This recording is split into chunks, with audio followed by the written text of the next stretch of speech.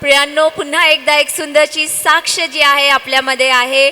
ह्या ज्या सिस्टर माझ्या शेजारी उभ्या आहेत ह्या सांगतात की यांची मुलगी जी आहे तिला 5वा महिना चालू आहे आणि अचानक तिची तब्येत बिघडली, तिला त्रास होत होता. जेव्हा तिला दवाखान्यामध्ये नेण्यात आलं तर डॉक्टर म्हटले की तुमच्या बाळाची कुठलीही हालचाल होत नाही आहे आणि डॉक्टर म्हटले की कदाचित तुमच्या परिस्थिती, तुमचे जे सिम्पटम्स आहेत त्याच्यावरून आम्हाला वाटत आहे की तुम्हाला थायरॉइड असेल. आणि जेव्हा ह्या बहिणीने ह्या सगळ्या गोष्टी ऐकल्या त्या तुरंत मागच्या म्हणजे 15 दिवसापूर्वी त्या मंदिरामध्ये आल्या.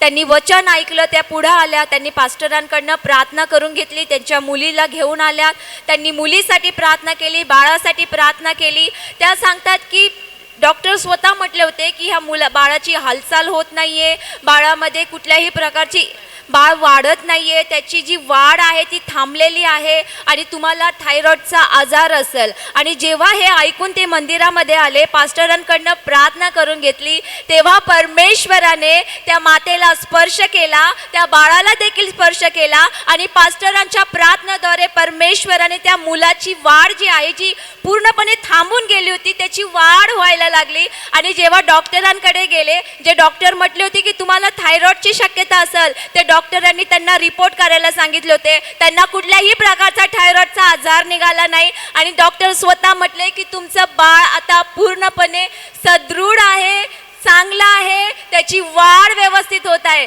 तर का नाही प्रियांनो, आपण टाळ्या वाजून परमेश्वराला धन्यवाद देऊया. हालेलुया.